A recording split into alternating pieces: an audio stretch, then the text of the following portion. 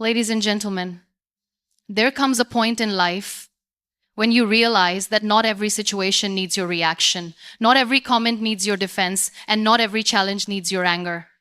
Sometimes the most powerful thing you can do is pause. The world teaches us to move fast, speak fast, and react instantly, but wisdom teaches us something different: to slow down, breathe, and choose our words and actions with intention. Your mind is like a garden. If you let every seed of anger or fear grow, it will take over.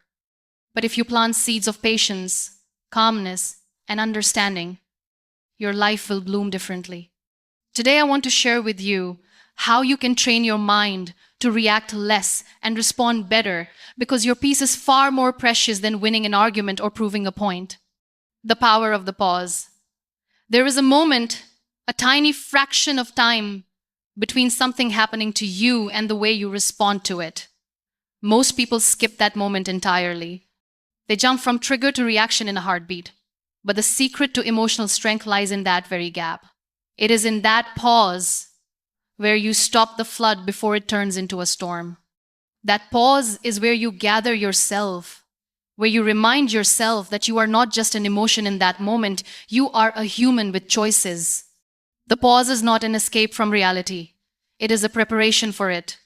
When you pause, you are telling yourself, I will not be controlled by the push of the moment. That second of stillness can prevent a lifetime of regret. Think of how many things you have said in anger only to wish you could take them back. Think of how many doors were closed because a reaction was faster than your reasoning.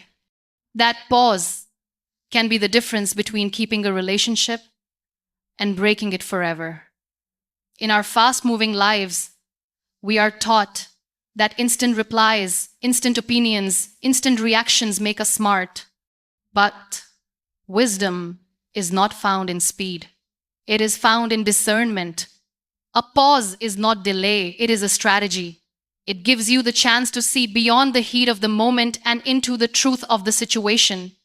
You stop fighting the person and start addressing the problem. When you train yourself to pause, you are not avoiding confrontation. You are choosing a more powerful confrontation, one where you are in control, not your emotions. You will notice how much lighter you feel when you stop pouring energy into pointless back and forth arguments. You will see how many situations dissolve on their own when you refuse to feed them with your reaction. The pause also teaches you humility. It makes you realize that not every opinion needs your defense, not every mistake needs your punishment, and not every act of disrespect needs your validation. Sometimes, silence answers louder than words ever could. Sometimes, the strength of not reacting is the greatest statement you can make. And with time, that pause will become natural to you. It will no longer feel like a conscious choice, but like your default state. You will no longer be at the mercy of every situation. Instead, you will be the calm in the middle of it. And that is when you will realize the pause was not just about holding back, it was about taking back your power, understanding over assumptions. We live in a world of quick judgments. Someone uses a tone we don't like, and we decide they were being disrespectful. Someone doesn't reply to our message, and we decide we are being ignored. Someone forgets to greet us, and we decide they no longer care. These quick decisions feel so real in the moment, yet so many of them are built on nothing but assumptions. And these assumptions are like seeds of misunderstanding, small at first, but capable of growing into walls between people if we let them.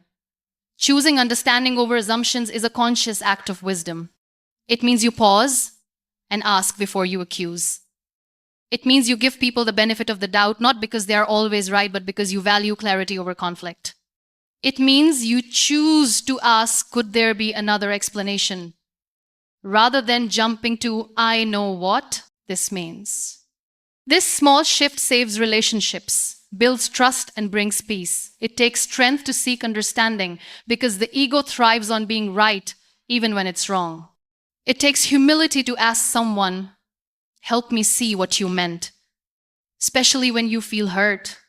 But the truth is, So much pain in this world exists not because people are cruel, but because people are misunderstood.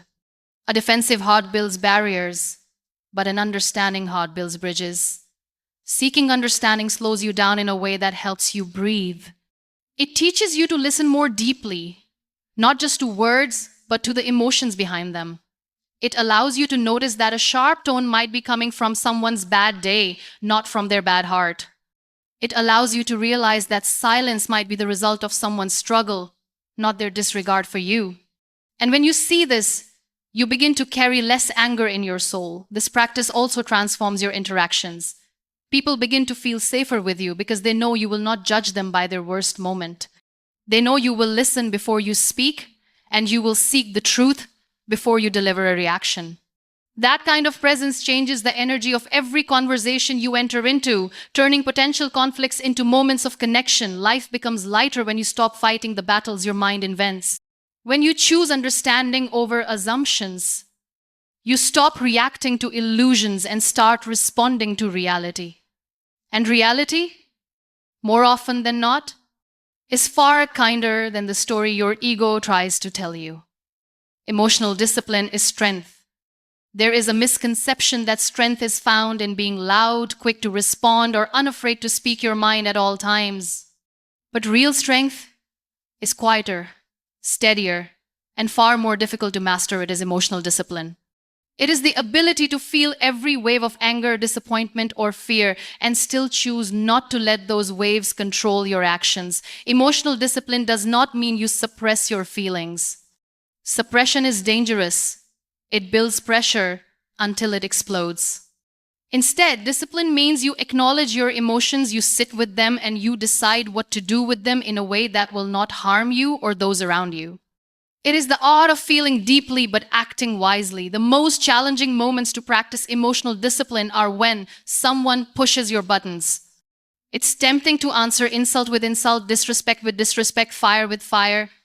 But every time you take that bait, you hand over your control to the other person. You allow them to dictate your emotional state. And the truth is, nobody deserves that kind of power over your peace. This discipline also helps you see the bigger picture. When you learn to step back from the heat of the moment, you realize not every battle is worth fighting. Not every comment deserves your reply. Not every attack needs to be defended against. By saving your energy for what truly matters, you conserve your peace for the battles that will actually bring growth and change. Practicing emotional discipline makes you unpredictable to negativity. People who want to provoke you thrive on your reaction, and when you don't give it, they lose their power. This is not about ignoring wrongs. It's about addressing them in a way that preserves your dignity and mental health. You stop being a puppet to someone else's anger, and you become the master of your own state of mind. The strongest people are not those who win every argument, but those who can walk away from them without losing their peace. Emotional discipline gives you that power. And once you taste it, you will never again want to live at the mercy of your reactions. Responding is an art. There is a vast difference between reacting and responding. A reaction is like a spark. It's immediate, it's intense, and it often burns more than it illuminates. A response, on the other hand, is like a candle, steady, intentional, and guided by purpose. Reacting comes from impulse, responding comes from reflection. One adds fuel to the fire, the other helps extinguish it.